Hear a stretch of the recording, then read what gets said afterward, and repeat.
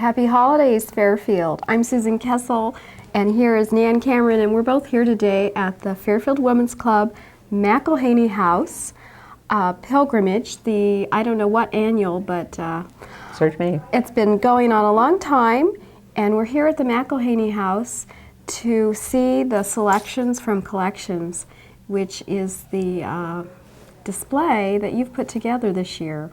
Mm-hmm. We've done this sort of thing for a number of years. Last year we skipped. It's never been selections from Collections before, and actually I swiped that from shows that I used to do at the Art Center years ago when I borrowed works of art from people and called them that. We've done in the past beautiful table settings. That was a few years ago. A couple years ago we did toys, people's treasured toys. For several years when we got started, we did it by 12 women taking a month of the year and doing a very elaborate, wonderful, I remember one that was a tailgate party, Hawkeye theme for September, and I think I got to do the New Year's. I think you did. The January one, which was fun. And those have all been a lot of fun, and this time I thought, well, what can we do that's a little bit different? So, selections from Collections, I thought, shoot, I don't have to do any work. All I have to do is call the people and say, what do you got that's neat that you'd like to share with people that they may not have seen? And I was very lucky. Everybody said yes readily, and off we went. I know that you have a lot of collections, and I have collections. A lot of people have collections of a variety of things. It's a surprise to find out what they collect. So this and sometimes you don't even know it's a collection, as in my case. I just went around picking the things off the shelves.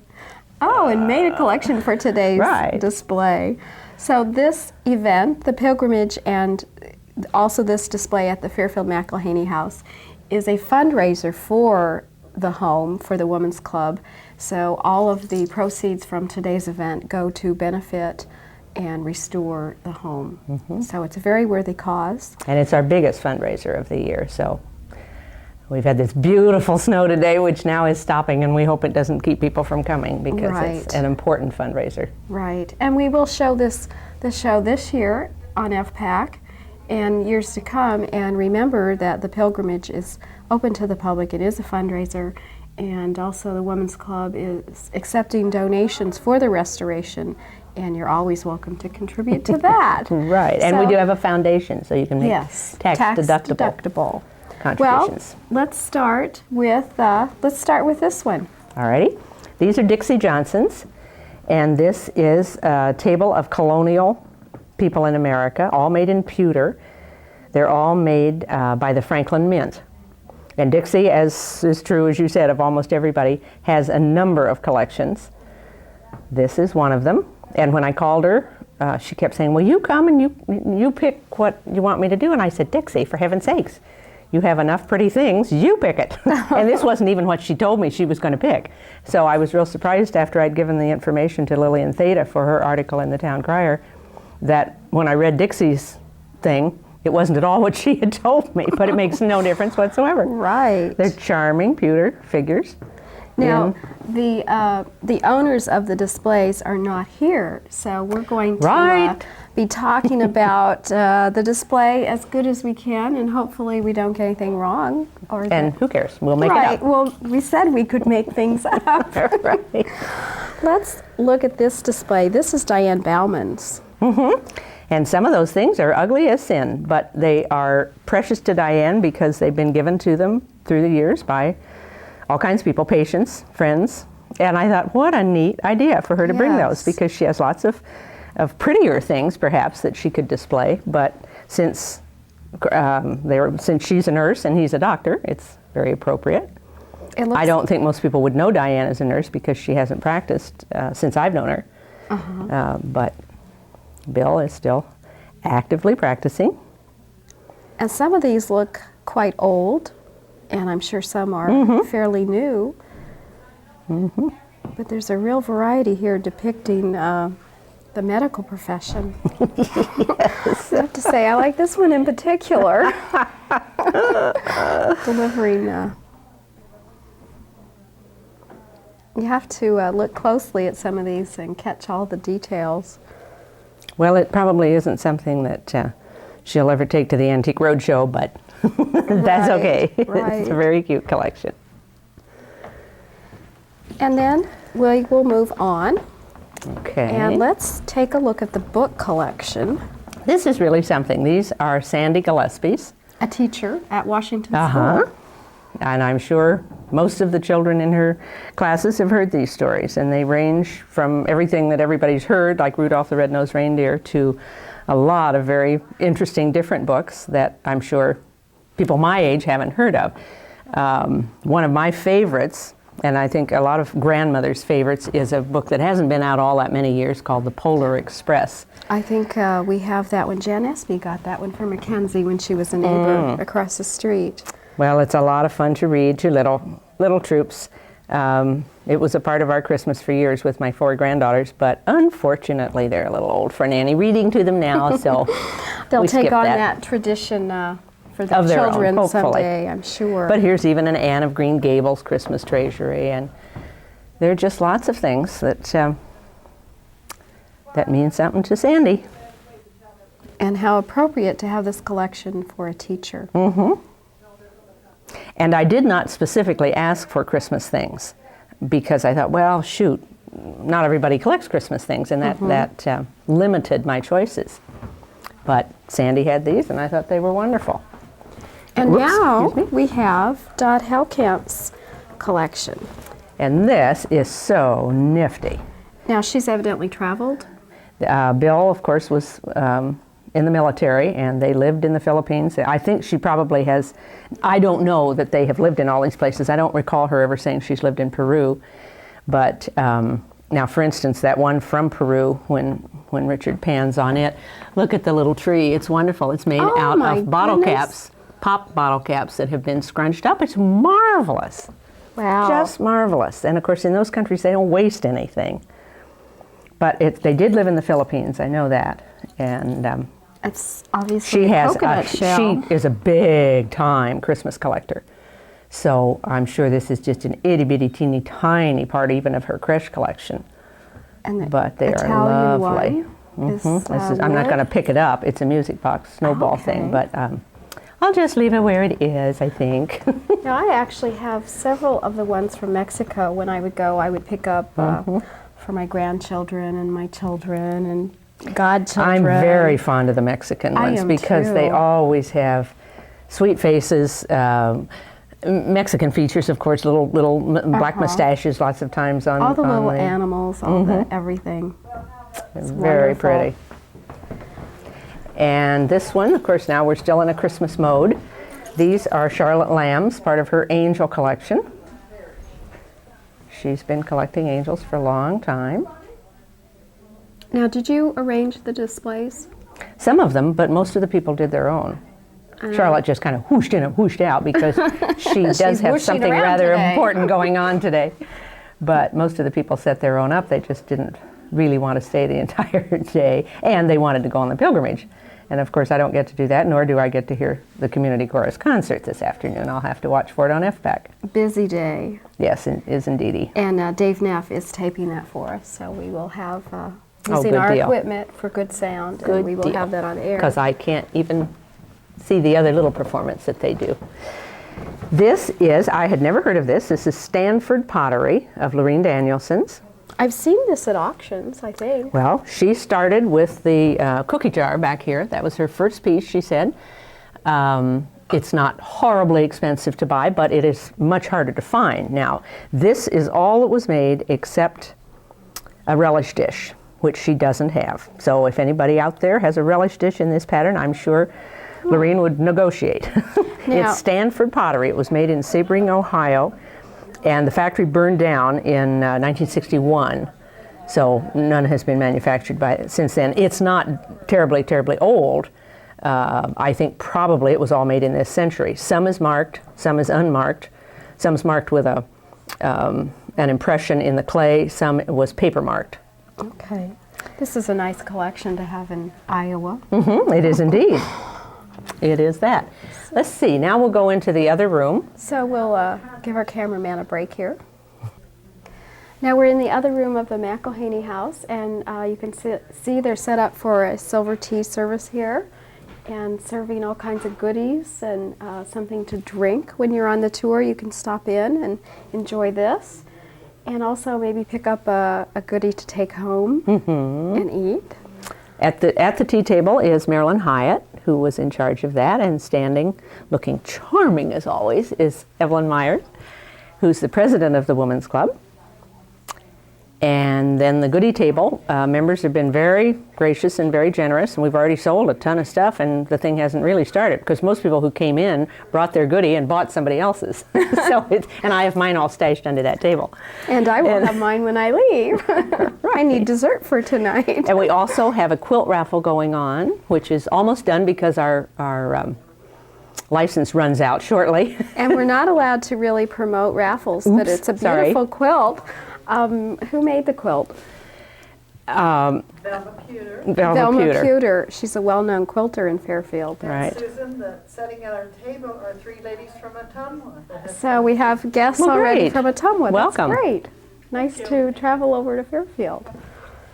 So let's continue on with our collections. Now this is by Martha Flinchbaugh, and perfume bottles. And this is because Martha has been collecting for quite a long time.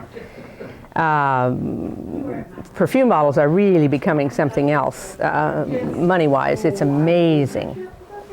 I have a pretty good sized collection of them, and I see some of the ones I have once in a while, which date back to maybe the 1920s or 30s, and I see them in Marshall Fields, you know, for practically what I would spend on a car. Some of these are not old, but some are, and the ones that are, for instance, well, they are, Richard already went past, but here's the L'air du Temps bottle, which has the Lalique, the birds, the lovebird top, and that was made in all sizes, because I wore that for a long time too, and so I have a lot of those bottles. Now, this one over here, I have one, it's something from my grandmother. I don't have very many things from her, but it's very similar to that. Well, that probably is an old one. Of course, perfume bottles go back a long, long way, because that's something that women enjoyed greatly having on their dressers and using. And it is coming around again. I'm seeing lots of very special looking bottles in stores. Right. Oh, yes. Now, almost all designers have their own fragrances, and they're all going to elegantly designed bottles. The bottles alone would sell for $50 or $60 or $75 regardless of the perfume. And I remember, maybe 20 years ago, when I happened to have given this little Joy bottle, to Martha. Joy was $135 an ounce, and it was the most expensive perfume in the world. Boy, not today. I was going to say. I have no idea what some of those things sell for, but it's a good deal more than $135 an ounce. I don't even know how perfume's made, but I think some little animals someplace are giving up their glands. We went to a perfume factory when we were in France, and it was, we didn't get that detailed, but it was interesting. And well, I don't want the PETA people on me either. I'm sure those little glands, that's their purpose. Or they wouldn't be used for anything else. Right, so we can smell sweet. Oh, let's come over here. Okay. And it is Hanukkah time, right? Right, Hanukkah started last night. Or, what is today? Just Sunday. The other day. Yesterday actually was the first day of Hanukkah. This is done by Audrey Silverman and her daughter-in-law, Diane Bolte Silverman.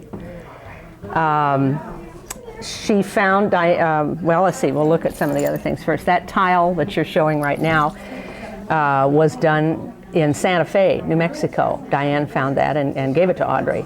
And it's a lovely, it's not just for Hanukkah, because of course the bread and the wine are used at many religious things with for Jewish celebration. That's a music box, and when you pan back, you'll see that it is also a menorah. It is in the shape of a menorah. It's not exactly. Some menorahs don't have 9 candles on them. I'm not sure exactly what the reason is, because there are 8 days of Hanukkah. And for instance, the crystal one on the end, I think is just charming. I really like that. I wonder if that's old or new. I think that's new. Okay. The I'm used to the older style where the lead candle or the shamash candle is always in the middle. You know a lot more about this than I do. Not really. I wish I Not did really. know more. Well, I have a Jewish daughter. Uh-huh. But no, I had to ask Audrey. But that's what I'm used to, the candle that's always lighted in the middle. And then, of course, people are familiar enough now, I think, with the Festival of Lights and the Maccabees who won the battle and the oil that lasted in the temple for 8 days.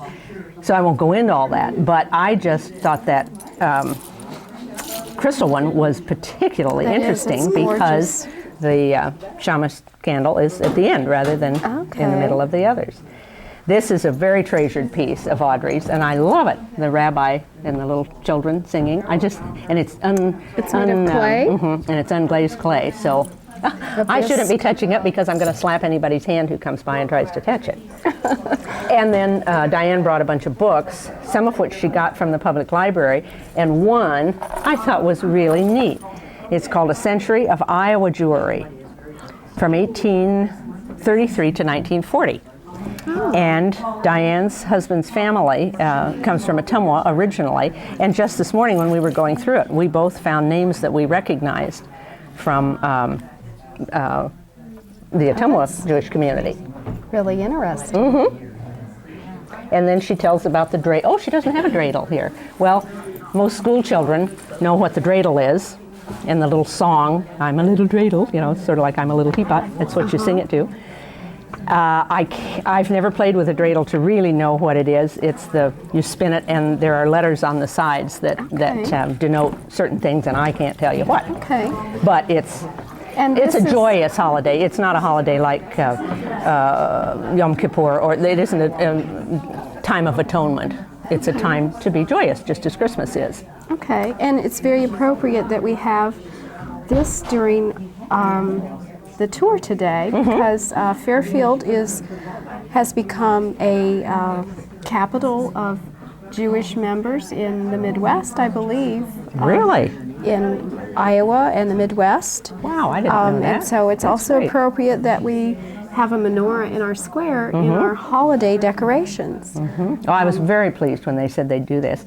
And at first, when we were trying to think which displays should go on which tables, we were getting down to the end, and Hellkamp had not come yet, and neither had Audrey. And I thought, well, we could put the Crèches on one end and the Hanukkah stuff on the other, and then somehow I thought, well, that juxtaposition probably isn't the best idea. Well, I know in the our world. priest is very, very much in favor of people learning about other people's religions, and I think that's good. Oh, I do too, So- indeedy. No, I was tickled to death when they said they would do it.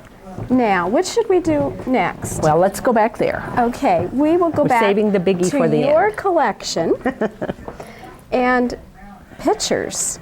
Pictures. Nan Cameron's collection. I'm sure you have stories about a lot of these. Well, yes, probably not that anybody but me is interested in, however. Which is the oldest one? Do you know that? No, I don't. Probably these two are the most valuable. This is one that commemorates the death of Washington. Oh my. And I have tried to find this exact representation. There were 17 states when he died in, oh shoot, I looked it up. When did he die? Well, right at the beginning of the 19th century. 1799, I think. I have found that type of picture with the ring states, and it's funny, Tennessee had just come into the Union, and it is totally misspelled. It's Tenassee.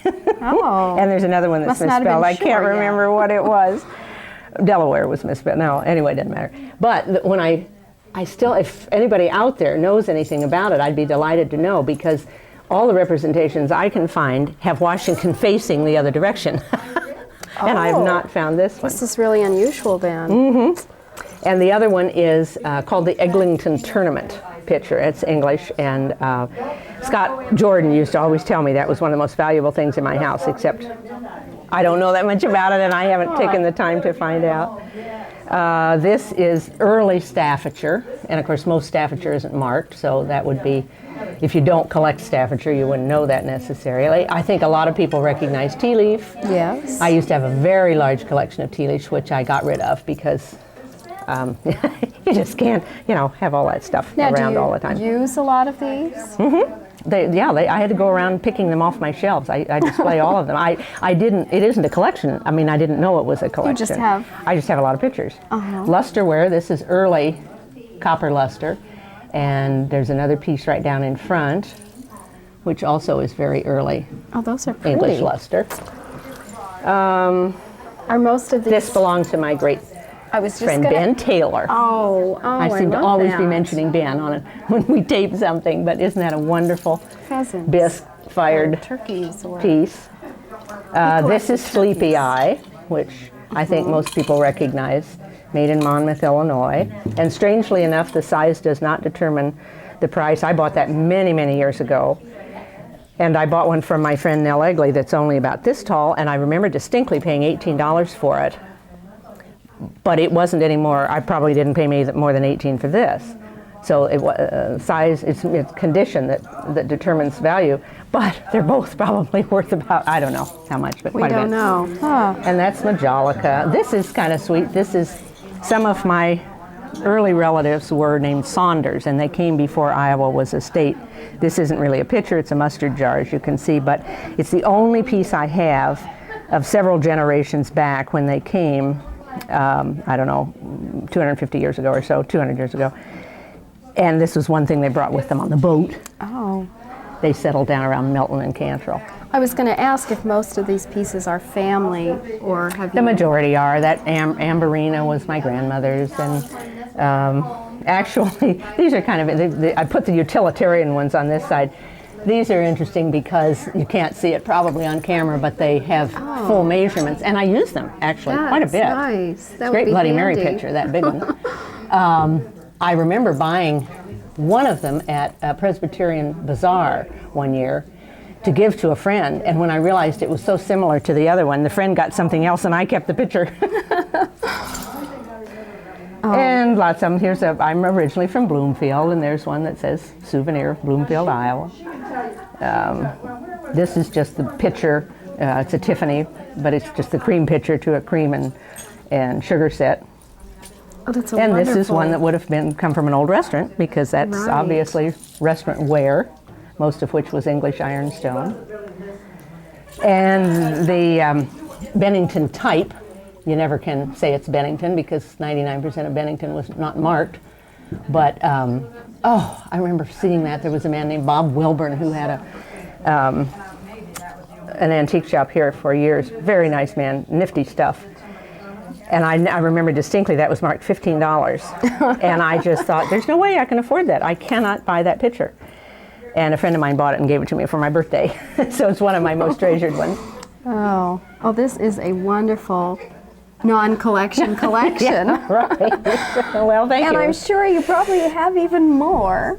Probably, but that's something this was that you tend to gather up, and just for using or because it's so pretty, different things. Right.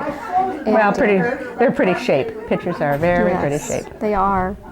And now, we'll go to the collection, and it is a Christmas holiday collection of Martha Rasmussen. And this is gorgeous. You're going to have to tell us all about this one.